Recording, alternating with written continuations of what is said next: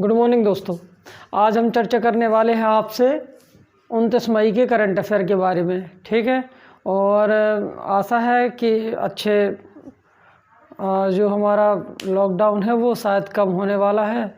CM जी ने ऐसा कहा है 1 जून से बाज़ार खुल जाएंगे तो क्लास भी अपनी चालू होने लगेगी, कोई दिक्कत नहीं है। और आज देखिए टॉप 10 क्वेश्चन लेकर आया मैं 29 मई के, जो आपको ध्यान से देखना है। और इसमें जो मैं कमेंट पूछूं वो आपको कमेंट बॉक्स पे देना भी है। इसके अलावा अगर आपको वीडियो अच्छा लगता है तो आप इसको लाइक शेयर ज़रूर करें और पढ़ते रहिए, नहीं तो कुछ नहीं करेंगे तो ऐसे भी समाप्त हो जाएंगे आप। मैं बार बार आपको इसीलिए ये कहता हूँ कि मेहनत करते रहिए, जी जान से पढ़ाई करते रहिए, ठीक है। जिस दिन कुछ सामान्य स्थिति होगी उस दिन सबसे पहले नंबर आपका लगेगा, तो इसीलिए पढ़ाई पर विशेष ध्यान देना है, ठीक है। और वीडियो पूरा देखना है, मैं बिल्कुल बार बार रिक्वेस्ट करता हूँ। आप केवल 1 घंटे की ये वीडियो देख लीजिए, थोड़ा घर में पढ़ लीजिए तो आपका स्टडी जो है वो मेंटेन रहेगा, ठीक। चलिए तो समझते हैं सबसे पहले 29 मई के करंट अफेयर के बारे में। और इसमें पहला क्वेश्चन दिया हुआ है, अंतर्राष्ट्रीय महिला स्वास्थ्य कार्रवाई दिवस 28 मई को मनाया गया। तो पहले तो ये जान लीजिए अंतर्राष्ट्रीय महिला स्वास्थ्य कार्रवाई दिवस 28 मई को मनाया जाता है।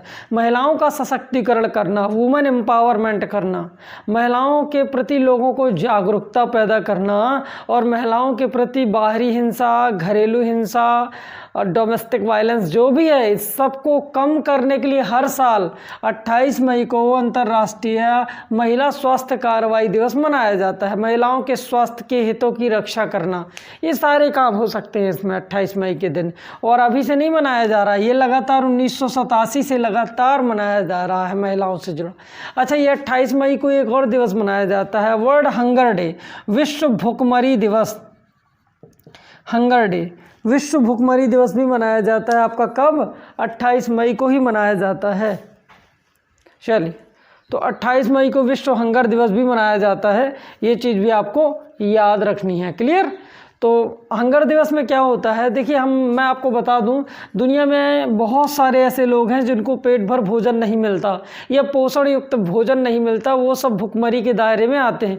और आप मानिए कि सबसे ज़्यादा हंगर इंडेक्स भारत में है, और भारत कृषि प्रधान देश होने के बावजूद भी।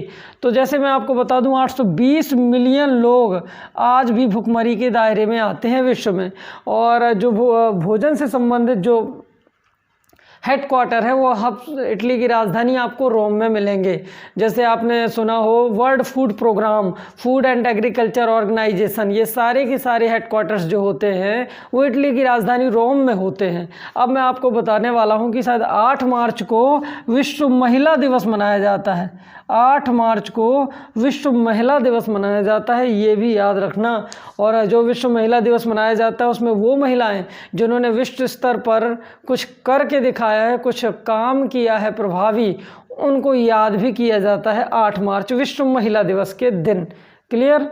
चलिए अब मैं आपको बता, अच्छा, बेटी बचाओ बेटी बढ़ाओ दिवस 5 अक्टूबर को मनाया जाता है, ये भी आपको याद रखना है। और बेटी बचाओ बेटी बढ़ाओ दिवस की जो ब्रांड एम्बेसडर हैं उनका नाम है माधुरी दीक्षित। एक और अभियान होता है माँ अभियान, और माँ अभियान की भी ब्रांड एम्बेसडर कौन है? कौन है आपकी? माधुरी दीक्षित हैं, याद रखना। चलिए अगला क्वेश्चन, माउंट एवरेस्ट पर चढ़ने वाला महाराष्ट्र का तीसरा व्यक्ति बना है संभाजी गुरव। तो माउंट एवरेस्ट पर चढ़ने वाला महाराष्ट्र का तीसरा व्यक्ति बना है संभाजी गुरव। तो पहले तो आप ये जान लीजिए कि ये महाराष्ट्र के पुलिसकर्मी हैं। कैसे हैं ये महाराष्ट्र के पुलिसकर्मी हैं। और जो तीसरे व्यक्ति बने हैं पुलिसकर्मियों में जो अभी वहाँ पर फतेह किया उन्होंने। अब माउंट एवरेस्ट फतेह किया है तो आप जानते हो कि mount Everest is the highest peak of the world in the situated of Nepal country. Nepal country में स्थित दुनिया की हाईएस्ट माउंटेन पीक है, सबसे ऊंचा पहाड़ है माउंट एवरेस्ट। क्या आपको पता है माउंट एवरेस्ट की ऊंचाई 8848 मीटर है। और माउंट एवरेस्ट के पूरब की ओर से चढ़ने पर उम्र की बाध्यता नहीं है, लेकिन माउंट एवरेस्ट में अगर आप पश्चिम से चढ़ना चाहते हो तो इसमें उम्र की भी बाध्यता है, आपका सब कुछ जाँच किया जाएगा। ये याद रखना। माउंट एवरेस्ट के बारे में एक और पॉइंट आप याद कर लो कि माउंट एवरेस्ट का पुराना नाम चोटी 15 है। इसे पृथ्वी का तीसरा ध्रुव भी कहते हैं। 1951 में भारत के भू महासर्वेक्षक सर जॉर्ज एवरेस्ट महाराष्ट्र घूमने गए थे, तो उनके नाम पर इसका नाम माउंट एवरेस्ट पड़ जाता है। वैसे भारत की हाईएस्ट माउंटेन पीक कौन सी है, तो आप जानते हो कि भारत में उपस्थित हाईएस्ट माउंटेन पीक कंचनजंगा है। कंचनजंगा है। क्या आप जानते हो कंचनजंगा की ऊंचाई कितनी है? 8597 मीटर। 8597 मीटर है कंचनजंगा। और अगर मैं कहूँ भारत की सबसे माउंटेन, उपस्थित नहीं सबसे, चूँकि पॉक के ऑक्यूपेटेड कश्मीर पॉक में स्थित है, उसका नाम है K2 काराकोरम 2। इसे गॉडविन ऑस्टिन के नाम से भी जाना जाता है। इसकी ऊंचाई आपको मिलेगी 8611 मीटर। तो ये दो माउंटेन आप याद रखना। पाकिस्तान का सबसे ऊंचा पर्वत है नंगा पर्वत है, और अफ़गानिस्तान में हिंदुकुश पर्वत भी है। और अगर मैं यूरोप कॉन्टिनेंटल के अंतर कहूँ तो एल्बुर्ज है। और अगर मैं आपसे कहूँ पर्वतों के बारे में, तो उत्तरी अमेरिका में सबसे ऊंचा पर्वत है माउंट मैकेले। दक्षिण अमेरिका में सबसे ऊंचा पर्वत है माउंट एकांकागुआ। अफ्रीका में सबसे ऊंचा पर्वत है माउंट किलिमंजारो। ऑस्ट्रेलिया में सबसे ऊंचा पर्वत है माउंट कॉर्सिस्को। और अंटार्कटिका में सबसे ऊंचा पर्वत आपको मिलेगा विंसन मासिफ। हर कॉन्टिनेंटल, जो 7 कॉन्टिनेंटल ऑफ द वर्ल्ड हैं, इनके सातों के हाईएस्ट पीक आप याद कर लीजिए, एग्जाम में पूछे जाएंगे। तो इस प्रकार से ये बने हैं संभाजी गुर्बे महाराष्ट्र के। और महाराष्ट्र ने अभी महाशरद योजना शुरू करी थी, और महाशरद योजना का मतलब था विकलांगों को सहायता देना। महारोजगार योजना शुरू करी थी, जिसमें रोजगार को रोजगार देने हैं बेरोजगार को। और महा आवास योजना के अंतर्गत 8 लाख घर बनवाने थे महाराष्ट्र को लोगों के। और तो महापरवाना योजना थी। महापरवाना योजना में क्या किया था महाराष्ट्र ने? निवेश को आकर्षित किया था, इन्वेस्टमेंट विदेशों से जो आता है।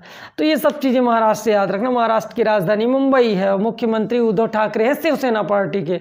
राज्यपाल भगत सिंह कोश्यारी हैं। और महाराष्ट्र में आपने तड़ोबा, चंदौली, गुगामल, नैवेगांव, पेंच, ऐसे बहुत सारे नेशनल पार्क भी महाराष्ट्र में आपने सुने होंगे। और इसके अलावा आपने शायद सुना हो लोनार झील भी महाराष्ट्र में है, कोयना सागर बांध भी महाराष्ट्र में है।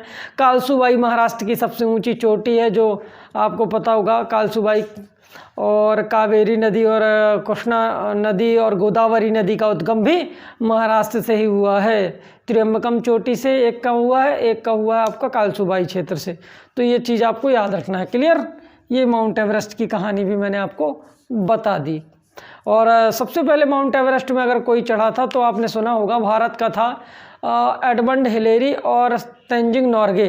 तेंजिंग नॉर्गे इंडिया के थे, एडमंड हिलेरी न्यूजीलैंड के थे। और विश्व में सबसे पहले अगर माउंट एवरेस्ट की चोटी फतेह की थी किसी महिला ने, तो जुंको तेवई थी जापान की, जिनका हाल ही में निधन हुआ है। 24 बार कामीरीटा शेरपा, 24 बार कामीरीटा शेरपा विदाउट ऑक्सीजन जो है माउंट एवरेस्ट पर चढ़े, ये नेपाल के थे। अगला क्वेश्चन है काजी नजरुल इस्लाम की 122वीं जयंती मनाई गई। अब काजी नजरुल इस्लाम कभी आपने शायद सुना होगा, इन्हें विद्रोही कवि कहते हैं। इनकी रचनाएं जो हैं वो विद्रोह फूटता है, तो इन्हें विद्रोही कवि के नाम से भी जाना जाता है। कई बार एग्जाम में आ गया काजी नजरुल इस्लाम। क्या आप जानते हो काजी नजरुल इस्लाम हैं कहाँ के? वास्तव में ये बहुत बड़े लेखक और आलोचक हैं, और ये बांग्लादेश से बिलोंग करते हैं। बांग्लादेश, ये बांग्लादेश से बिलोंग करते हैं, याद रखना। और आप जानते हो Tripura is the 3 sites surrounded by Bangladesh. और हाई पॉपुलेशन डेंसिटी बांग्लादेश की है ही।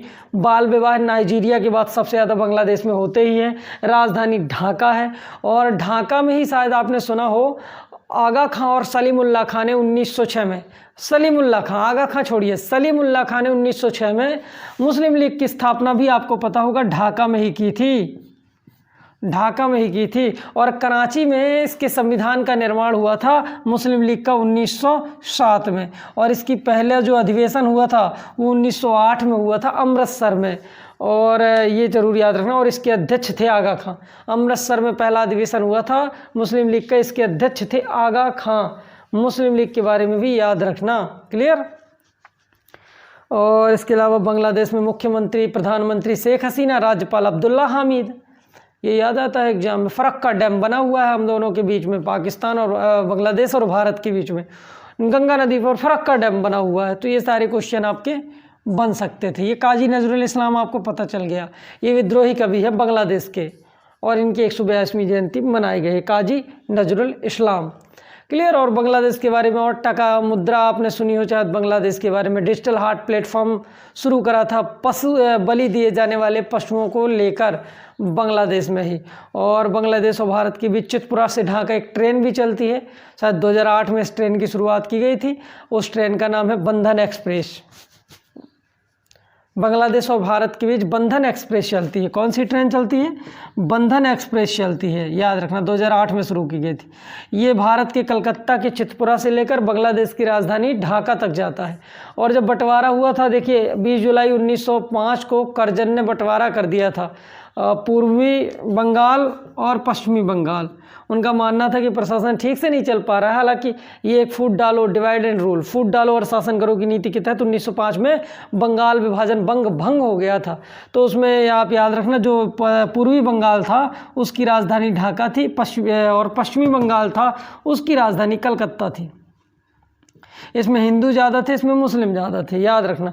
असम, चटगांव, ढाका, राजशाही, इन 4 क्षेत्रों को मिलाकर ये बना था पूर्वी बंगाल और ये पश्चिमी बंगाल, ये याद रखना। 20 जुलाई 1905 को हुआ था और 16 अक्टूबर को मनाया गया था काला दिवस, 16 अक्टूबर 1905 को बंगाल विभाजन को लेकर के। चलिए अगला क्वेश्चन मैं आपको बताता हूँ। अलका रघुवंशी का निधन हो गया है, ये लेखक थी। अब अलका रघुवंशी का निधन हो गया है, ये लेखक थी, तो इनके बारे में थोड़ी जानकारी सुन लीजिए। वास्तव में ये बहुत बड़ी लेखक हुआ करती थी, आलोचक थी और चित्रकार भी थी अलका रघुवंशी। और इनके अभी जो हस्बैंड थे मनोज रघुवंशी, उनने अभी निधन पर शोक जताया और बोले हैं कि मेरी सबसे अच्छी दोस्त चली गई। तो उनके पति थे मनोज रघुवंशी। तो ये थी, ये लंदन यूनिवर्सिटी से पढ़ाई करके आई थी अलका रघुवंशी, याद रखना, बहुत बड़ी लेखक थी, साहित्यकार भी थी। क्लियर। चलिए अगला क्वेश्चन आता है, 2020 के अंतर्राष्ट्रीय ENI पुरस्कार CN राव को दिया गया। अच्छा, 2020 का अंतर्राष्ट्रीय ENI पुरस्कार, इसे कहते हैं एनर्जी न्यूट्रिएंट इंटरनेशनल। तो एनर्जी न्यूट्रिएंट इंटरनेशनल पुरस्कार जो CNR राव को मिला है, इसके बारे में आपको बता दूं मैं।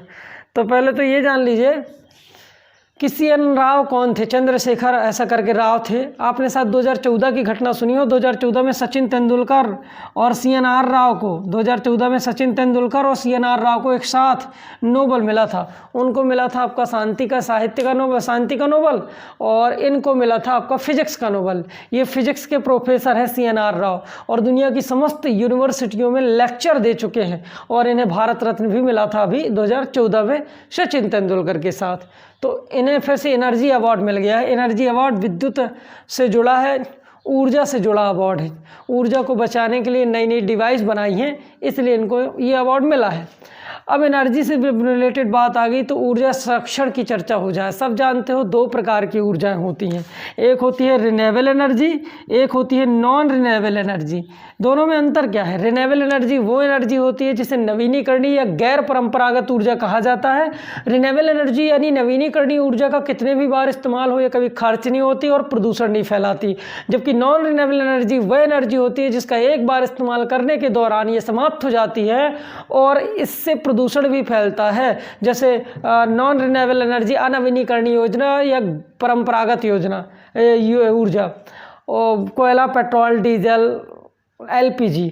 और आपकी नवीनीकरणीय ऊर्जा में आ जाएगा सौर ऊर्जा, जल ऊर्जा, पवन ऊर्जा, ज्वरीय ऊर्जा, भूतापीय ऊर्जा। तो ये 2 प्रकार की ऊर्जाएं होती हैं और इसको बढ़ावा भी दिया जा रहा है नवीनीकरणीय ऊर्जा को। चूँकि सूर्य से ऊर्जा मिलेगी तो लाखों सालों तक ज्यों की त्यों मिलना है, खर्च नहीं होना, ये तो खर्च हो जाएंगे, प्रदूषण भी फैलाएंगे। अतः नवीनीकरणीय ऊर्जा को बढ़ावा दिया जाता है। इंटरनेशनल एनर्जी एजेंसी का हेडक्वार्टर पेरिस में मिलेगा, लेकिन अंतर्राष्ट्रीय नवीनीकरणीय ऊर्जा एजेंसी का मुख्यालय आपको अबू धाबी में मिलेगा। दोनों में अंतर है। और अंतर्राष्ट्रीय परमाणु ऊर्जा एजेंसी, एनर्जी एजेंसी का मुख्यालय आपको मिलेगा वीना, ऑस्ट्रिया में। मैं तीनों के बारे में बता रहा हूँ। अंतर्राष्ट्रीय ऊर्जा एजेंसी, इसका हेडक्वार्टर आपको पेरिस में मिलेगा। अंतर्राष्ट्रीय परमाणु ऊर्जा एजेंसी, इसका हेडक्वार्टर वीना के, ऑस्ट्रिया के वीना में मिलेगा। और अंतर्राष्ट्रीय नवीनीकरणीय ऊर्जा एजेंसी, इनका हेडक्वार्टर आपको अबू धाबी में मिलेगा, UAE में। तो ये चीज़ आपको तीनों याद रखना है, आपसे एग्जाम में पूछे जाएंगे। अच्छा चलिए मैं एक सवाल आपसे पूछ लूँ कि कठिन सवाल है, शायद आप बता सकते हो कि जो पवन चक्कियाँ बनती हैं उसका दुनिया में सबसे बड़ा हब कहाँ है जहाँ पर पवन चक्कियाँ बनाई जाती हैं, और फिर हमारे जैसे पूना में सप्लाई होती है, हमारे यहाँ पूना में हब है, उसी की ब्रांच है। तो संसार की सबसे बड़ी कंपनी बताइए जहाँ पर पवन चक्कियाँ बनती हैं, किस देश में है, और हो सके तो कंपनी का नाम भी बता दीजिए, ये इंपॉर्टेंट है। तो देखते हैं कौन बताता है कि कहाँ पवन ऊर्जा बनती है, पवन चक्कियाँ बनती हैं।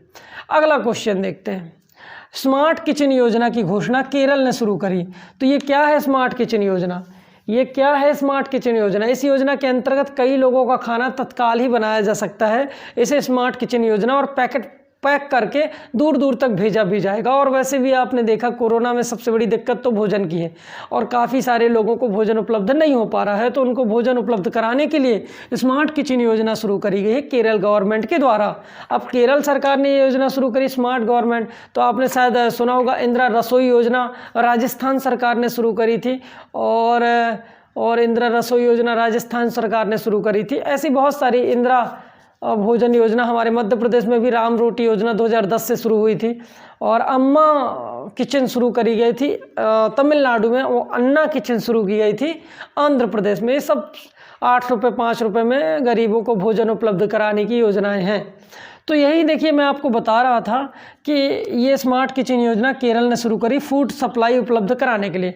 ब्रेक द जेन कार्टून अभियान भी इसने केरल ने ही शुरू करा था।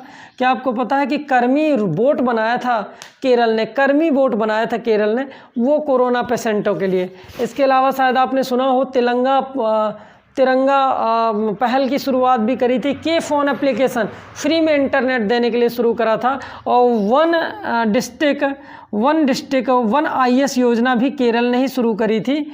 और इसके अलावा शायद आपको पता हो परिवर्तनम योजना भी केरल ने शुरू करी थी प्रवासियों के लिए। प्रवासी मतलब नॉन रिफॉर्मर इंडियन, NRI, इनके लिए प्रवासी डिविडेंड पेंशन स्कीम भी शुरू करी थी। और केरल के कोच्चि से मालदीव तक फेरी सेवा भी चालू हुई थी।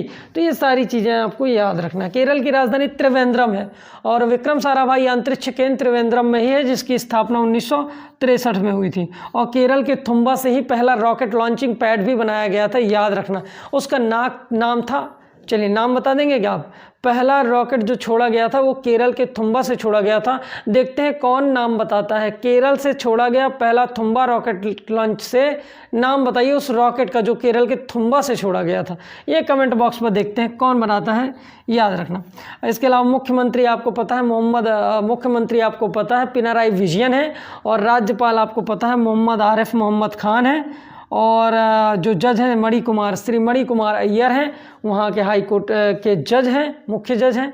और के ऊषा आपने नाम ही सुना होगा, हाल ही में निधन हो गया है। के शैलजा अभी चर्चा में रही हैं, बेस्ट थिंकर अवार्ड मिला था उनको।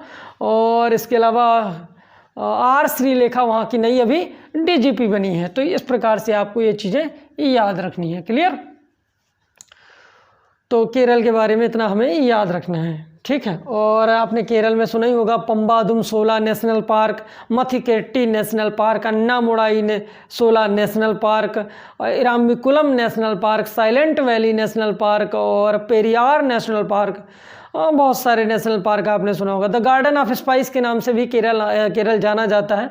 थोरियम, ड्यूरिलियम, नारियल, रबर और मसाले और काजू, इनके उत्पादन में भी आपने केरल को ही प्रथम स्थान पर देखा होगा। हाई लिटरेसी रेट केरल में है, और सेक्स रेशियो 1084, सबसे ज़्यादा लिंगानुपात केरल में ही आपको देखने को मिलेगा। क्लियर? चलिए अब आते हैं अगला क्वेश्चन। बशर अल असद को सीरिया का राष्ट्रपति बनाया गया। अब बशर अल असद को सीरिया का राष्ट्रपति बनाया गया तो पहली बार थोड़े बने हैं।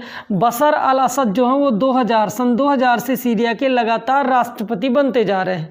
और देखिए इनके समय बड़ी विपत्तियां भी आई थी। सीरिया की राजधानी दमास्कस है, और सीरिया की मुद्रा पाउंड है, ठीक। और अगर मैं आपसे बताना चाहूँ कि जो सीरिया है, सीरिया में ISIS का कब्जा हो गया था। ISIS सीरिया और इराक के एरिया को मिला करके, the Islamic state Syria and Iraq, Islamic state Iraq and Syria, the Islamic state Iraq and Syria. हालांकि उसका समूल नाश हो गया है। उसका जो बनाने वाला था उसका नाम था अबू बकर अल बगदादी, नाम सुना होगा शायद। ऑपरेशन डेल्टा चलाकर, ऑपरेशन डेल्टा फोर्सेस नहीं थी अमेरिका की, जिनने उसको भी मारा था। तो यही है आपका सीरिया, इराक और सीरिया का एरिया पूरा।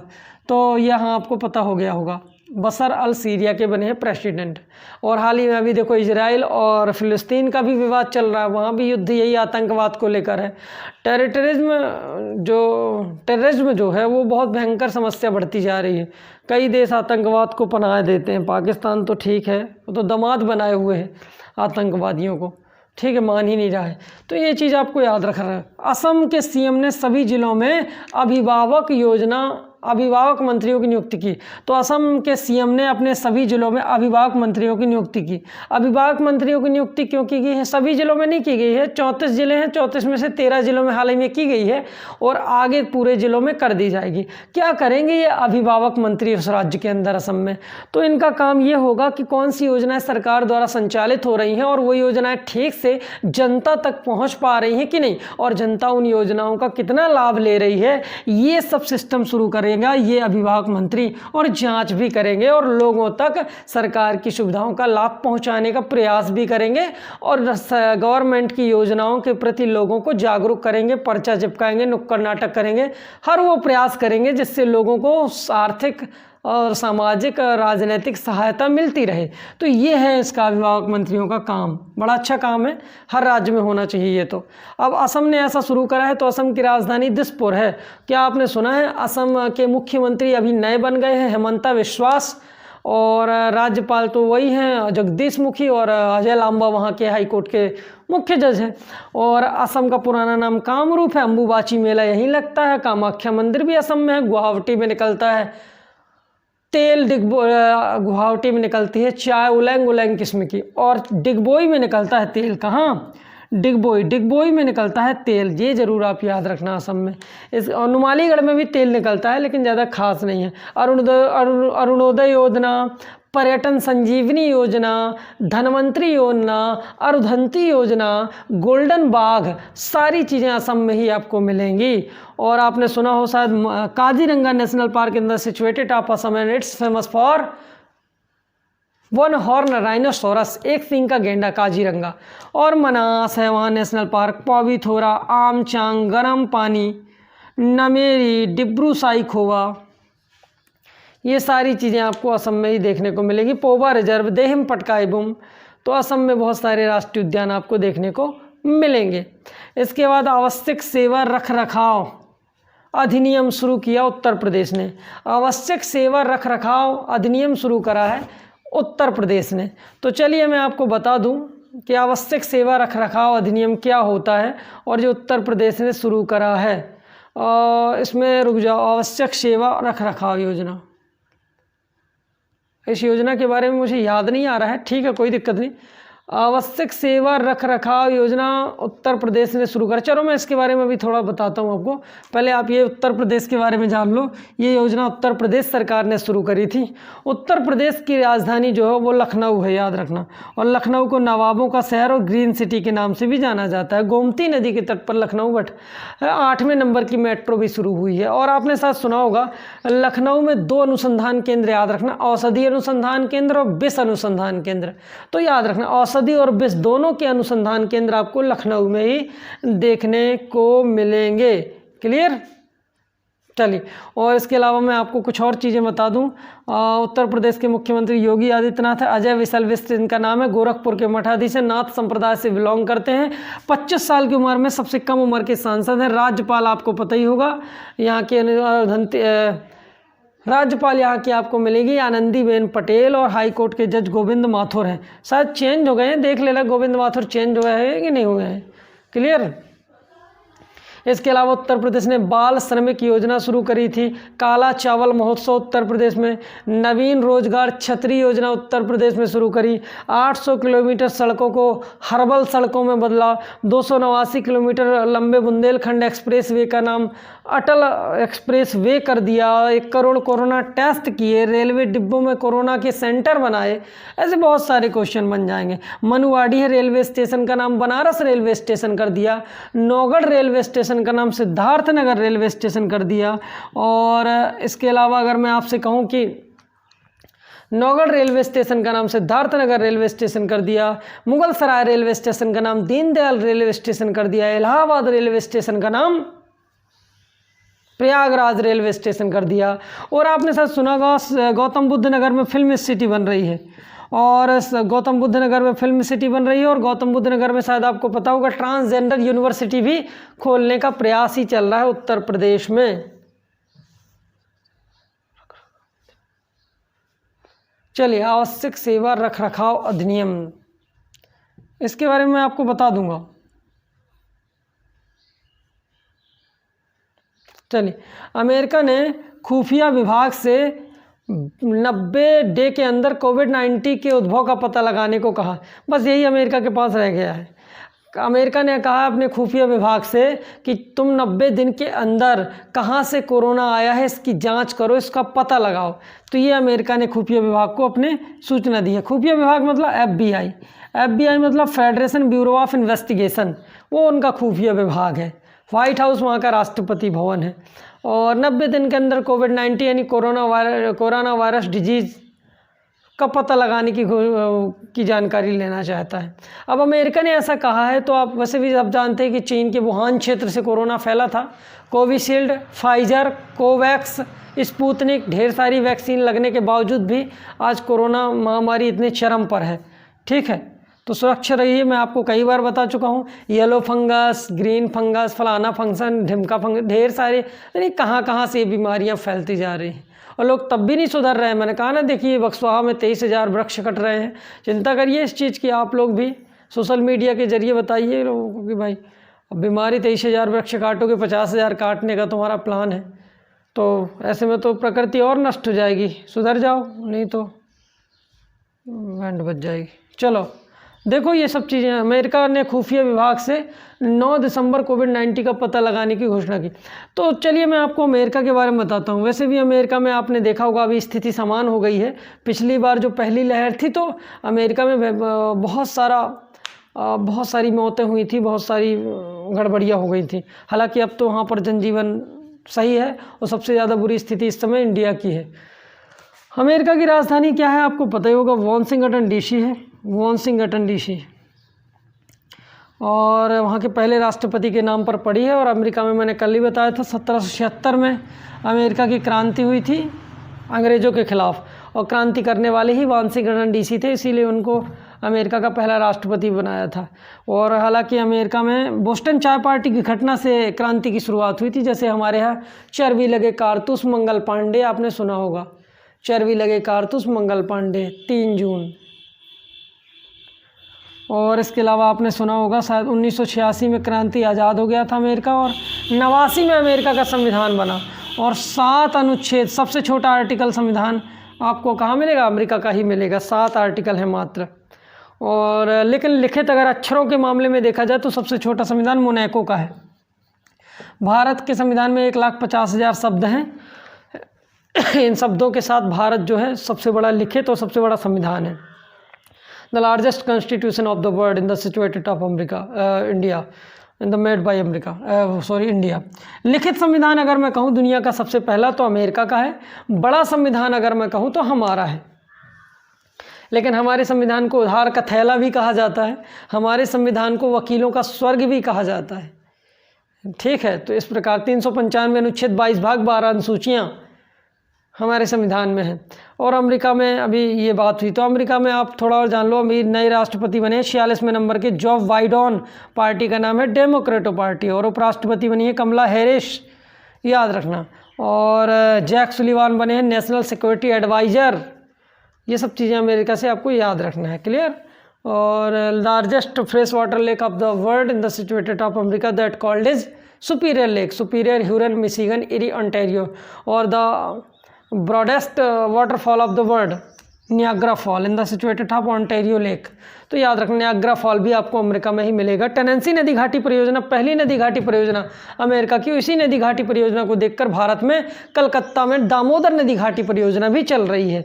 लेकिन सबसे लंबी नदी मिसिसिपी मिसौरी है यहाँ की। सबसे बड़ी झील सुपीरियर है। सबसे ऊंचा पर्वत अमेरिका का माउंट मैकल्ले है। तो इस प्रकार से मैं 10 क्वेश्चन आपको समाप्त कर दिए। आशा है आपको ये फ़ायदेमंद होंगे और अच्छे भी लगेंगे। और चलिए मिलते हैं कल आपसे 30 मई के करंट अफेयर के साथ। धन्यवाद।